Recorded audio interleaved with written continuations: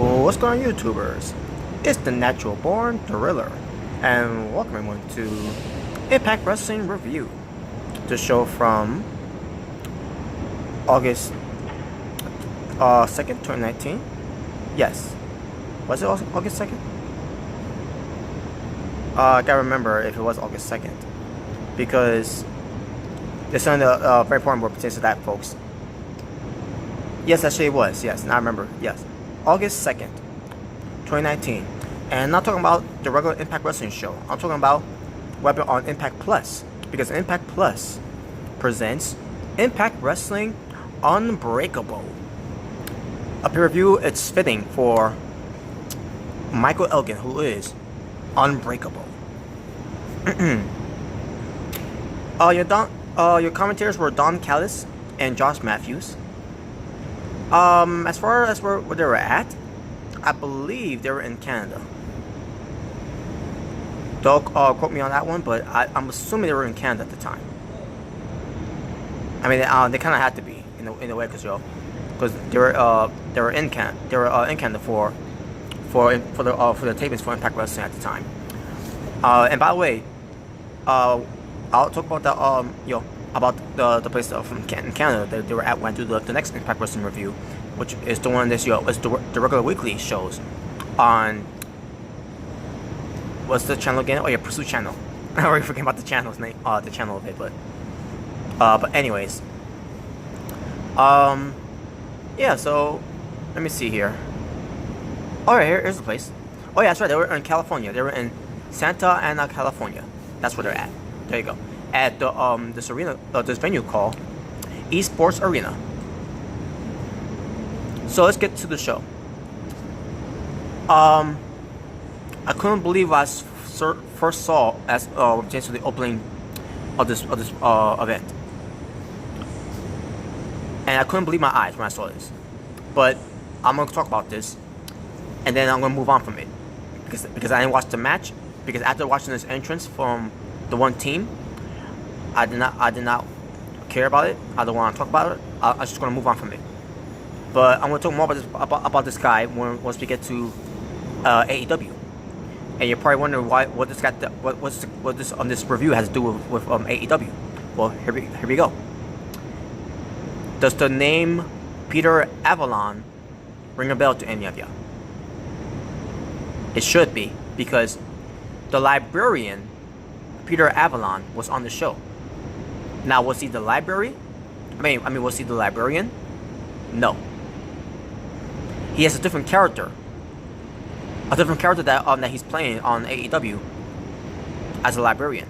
Because with him, with no association with AEW, he's got a different type of character. And his tag team partner was Ray Rosa. So Peter Avalon and Ray Rosa coming out, shaking their bodies, flirting with each other, hitting on each other, and I shit you not, folks.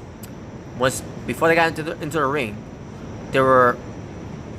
You know how the beautiful people, Angelina Love and Velvet Sky, the way they get into the ring, by going through the ropes. Well, Peter Avalon and Ray, Peter Avalon and Ray Rosa, but they didn't do like how the beautiful people does, but at the same time they went through the ropes to get into the ring, and I shit you not, they kissed each other.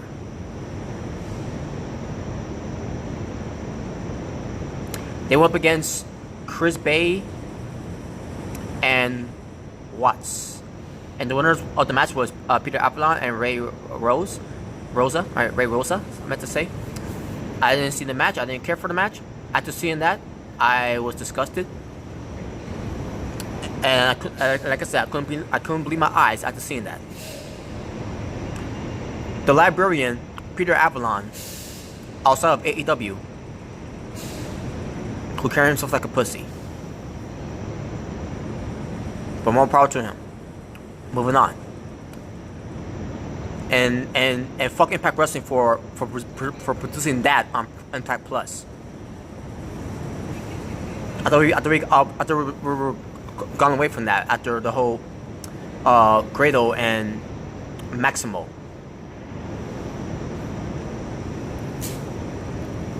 Apparently not. So then we get to the X Division Championship. We have the champion himself, Jay Christ, versus Danny Limelight, who is better known as Rivera, versus Ace Austin, versus Trey of the Rascals, versus Aiden Quest. Now, as I'm watching this match, I see myself, Jay Christ got a new look because he's the Golden Draw now. He's calling himself the Golden Draw, where it pertains to win the X Division Championship title, which is white gold. Because again, he claims it is white gold. But I guess I'll believe what Jay Christ says there is true. So I'll take his word for it. But as far as the match was, no Rich Swann in this match, which is disappointing. But in fact, Rich Swann wasn't even on the show either.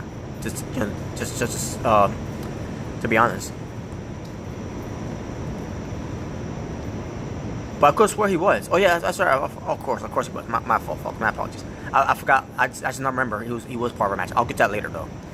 But Danny Limelight. Never seen him before, but he looked pretty good. Even Aiden Quest. I mean, not Aiden Quest. Adrian Quest is I meant to say. So Adrian Quest also looked good too. So man, yeah. So Jay Christ got, like I said, he's got a new look. He's got he got a different type of haircut. He's dressed up different now because he is the Golden Draw of OVE, and this match was kick ass. Trey did some cool stuff. Ace Austin did some cool stuff. Aiden Quest did some decent stuff. Yeah, Danny Limelight did some very cool stuff too in the match, and Jay Christ was basically showing why he was indeed the Golden Draw, and then he proves it even more by winning the match.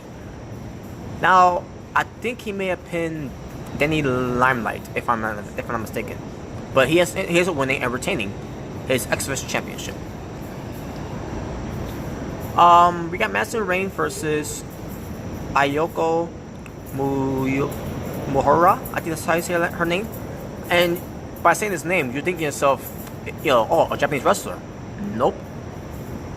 But yeah, it's pronounced Ayoko Muhara, and she's African American. And I thought she looked a pretty decent match against Madison Rain. But in the end, Madison Rain ends up winning the match anyways with the I forgot what's the wrestling move called. It basically is named after her last name. So, but anyways, but she won. Then we get to Eddie Edwards versus Michael Elgin. This match was strong style type of match. It was, and I loved it. In the end, it was Michael Elgin who ends up winning by beating Eddie Edwards. And there you go. Then we get to one of my favorite parts of the show. We get the dream team of P.D. Williams, who is I think they refer to him as Little Papa Pump, but last I remember, I wasn't called the Maple Leaf Muscle, but whatever. And they have Big Mama Pump, but how Scott Steiner said it, she is Thick Mama Pump. Excuse me, Thick Mama Pump, which is Jordan Grace. And then you got Big Papa Pump himself, Scott Steiner, and they got their head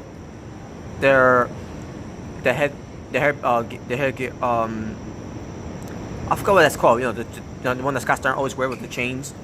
I keep forgetting what it's called, but yeah, I know what I mean. They had P. Williams have basically P. Williams had one. Jordan Grace had one, but Jordan Grace it was kind of different the way it looked. Scott Steiner, with his original one, and so yeah, and why is this the dream team? Because Scott Steiner back in the days when it was TNA, P.D. Williams was basically the look-alike of John Scott Steiner, with just the haircut and the mustache and everything, and the dressing up and having wearing the sunglasses, wearing the chain headband, whatever it's the not headband headgear, whatever, and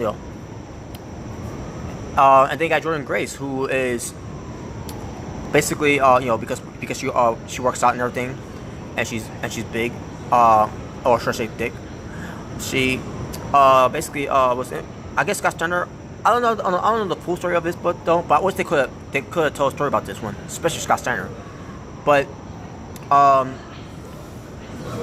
there was something about what they did with Scott Steiner and Jordan Grace, where they decided to call her Big Mama Pump because of that. I think that they were a tag team in the match at one point or a few times. That's why they call her Big Mama Pump, or Scott Steiner called her Big Mama Pump, or in a way, Dick Mama Pump. But nevertheless, that's why they're the Dream Team, because Jordan Grace also wearing the sunglasses too, by the way. But so Scott Steiner he gets in the ring, and I shit you not, folks. As soon as he was trying to get, as soon as he was going to the to do his pose on the top on the turnbuckle, he tripped, or should I say slipped. It was it was kind of funny, but at the same time, like, oh my god, Scott. But he's getting up there, and he's not what he used to be anymore. So he's basically past his prime. So it was bound to happen. That was about to happen. So, but he slipped. He slipped, but he has saved himself there. But I thought that was kind of hilarious.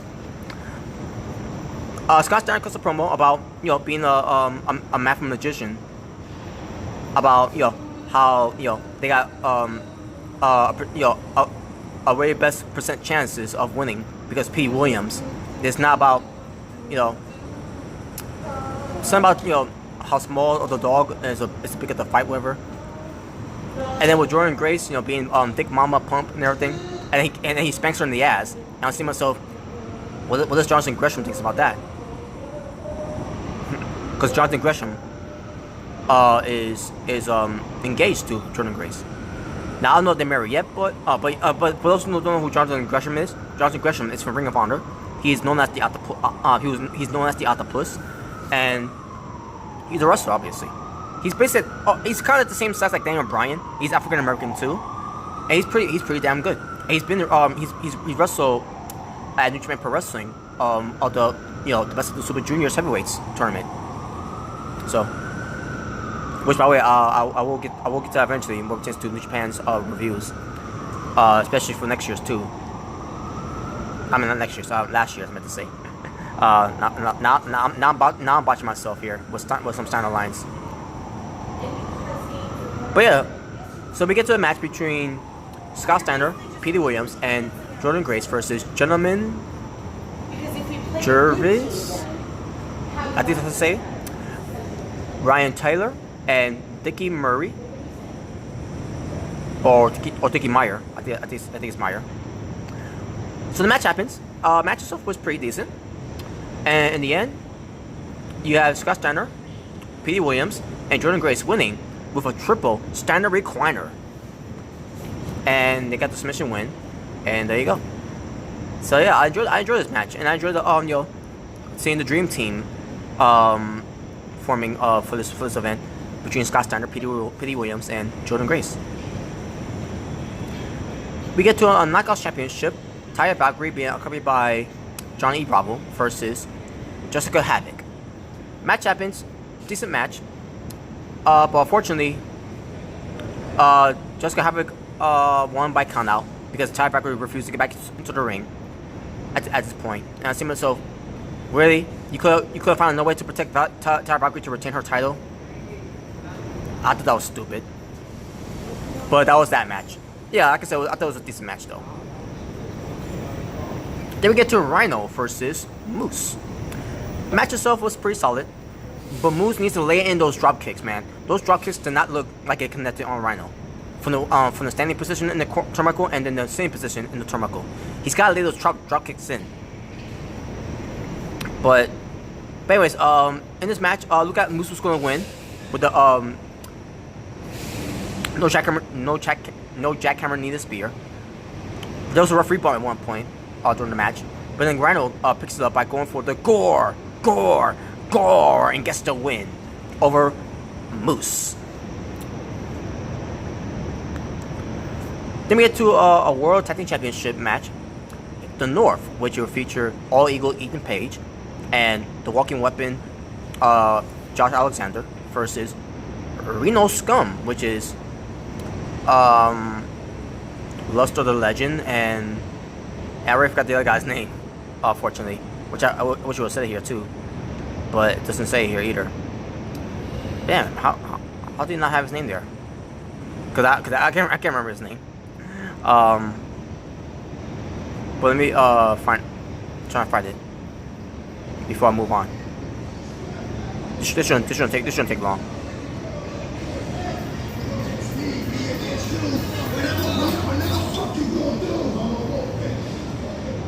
Oh, that was good.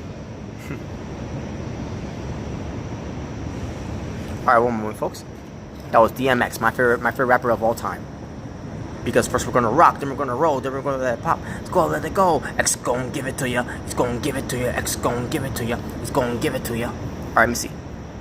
Alright, it's Dorison. Dorstory and Lester the Legend. There you go. There you go. And also first is Rich Swann and William Mack. A triple threat tag team match, or three-way tag team match to say the least, for the Impact World Tag Team Championship. Match itself, it was pretty good.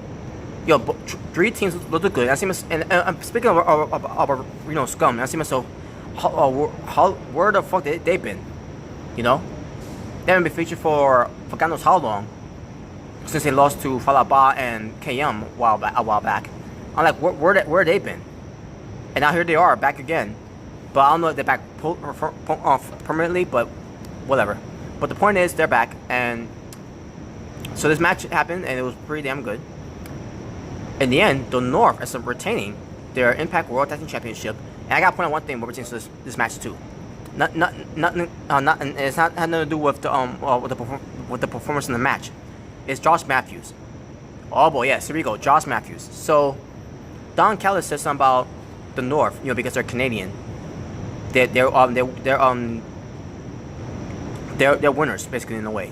You know, it was some type of reference to that from Don Callis about, you know, the North for being Canadians and everything, and they're tag team champions and everything. And then Josh Matthews says, "I love being Canadian." I shit you not. Josh Matthews on commentary after Don Callis said something about praising the North from Canada, about them being Canadians and being being successful in TNA or should I say Impact Wrestling. Josh Matthews said, "I love being Canadian. You're American. You dumb shit motherfucker." Man, Josh Matthews is fucking garbage, man. I love being Canadian. You're not Canadian, you're American. Jesus Christ, I fucking hate Josh Matthews, man. Why is he a commentator for Impact Wrestling? Just have him be a backstage manager. Have Melissa Santos be a commentator. I bet she'll do a better job of being a commentator on commentary with Don Callis than Josh Matthews. She can talk. She does a pretty good damn job on Twitch TV, where it pertains to them going to commercial breaks for their weekly Impact Wrestling shows. So why not? And get rid of Josh Matthews. Jesus Christ, I can't fucking take this guy. His commentary is just so uncool and so cringe. Terrible.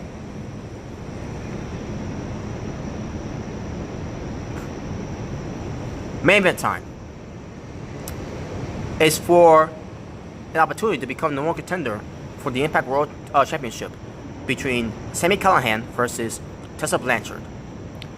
And this match was incredible, folks. I mean, it's always been incredible what we're saying to Sami Callihan. I mean, it was going to be incredible either way with Sami Callihan and Tessa Blanchard. Because this is the rematch from Slammiversary, and this is the point. This is the rematch from Slammiversary where it was gonna be a prize involved, and they killed it. They killed the living hell out of this. Now Dave Chris got involved. Not Dave Chris. Jake Chris got involved. I meant to say Jake Chris. Basically, they couldn't find a way to beat Tessa Blanchard. Sami Callihan could he couldn't find a way to beat Tessa Blanchard. Because Jake Chris decided to come out there to help. Tessa Blanchard fought valuably, but in the end, Sami Callihan ends up getting the win with the the Catcher Special. So so Sami Callihan is your new #1 contender to face the Impact World Champion Brian Cage. After the match, Tessa Blanchard is going to get assaulted more on Sami Callihan and Jake Chris of OVE. All of a sudden, Tommy Dreamer comes out for the save to save Tessa Blanchard. Chases away OVE with the candlestick. He gets on a microphone. There's no technical difficulties of the microphone, so he has getting a better one. So he says to Tessa Blanchard, while putting her, basically putting her over about what inspirational women's wrestler and everything, and then the fans were encouraging her to get back up. Basically, Tommy Dreamer was telling her to get back up, to get back on your feet, to get up, and and to show some heart and soul in a way. So yeah, that was nice. It was very nice that Tommy Dreamer did that. And basically, like I said, pulling her over, and there you go. That was the show. So tomorrow wrestling for Impact Unbreakable. 8 matches. Now, before I get to my overall story for the show, it's time for the highlights of the night, where it pertains to Impact Unbreakable, because this is a special event for it. So let me pull it out from here. All right, here we go. Now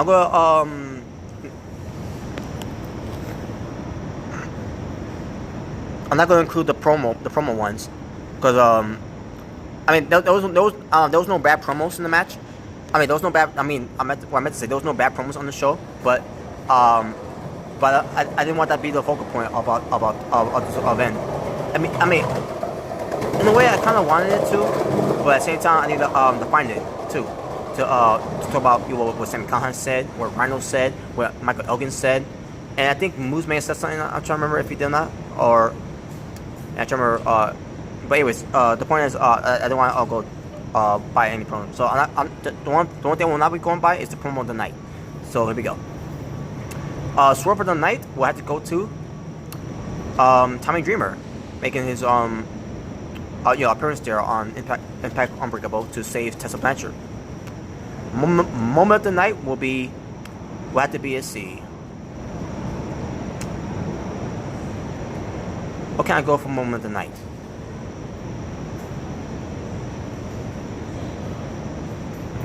Moment of the night will have to go to basically Tessa Blanchard getting the standing ovation to get back up and everything on her feet after being screwed over by OVE in her main event. So that'll be moment of the night for Tessa Blanchard's moment of the night there. Entrance of the night will have to go to Scott Steiner, Petey Williams, and Jordan Grace. With the chain headgear that they wear, that Scott Steiner always wear. So that was nice. And with the sunglasses and everything, with the entrance and everything, that was pretty cool. But there you go. Move of the night. What moves stood out in this match? On that night, Scott Steiner. I'll go over that one. Scott Steiner's Frankensteiner from the top rope. He still got it. So he hit that move. So I'm gonna go over that one. Move of the night. Finish of the night. Rhino score to Moose. Performance of the night, Tessa Blanchard. And my overall match of the night. Match of the night will have to go to Michael Elgin versus Eddie Edwards. After that was a good match. Next to obviously Sami Callihan and Tessa Blanchard. But I'm gonna go with that match. Match of the night was my favorite match. And my overall strength for the show, I'm gonna go 6.5 out of 10. Good show, except the whole thing with Peter Avalon and Ray Rosa. That was No. No. But that being said, folks, thank you for watching. For this Natural Born Driller, saying peace on the streets. But this was your Impact Wrestling review, what pertains to Impact Unbreakable. Until next time, take care.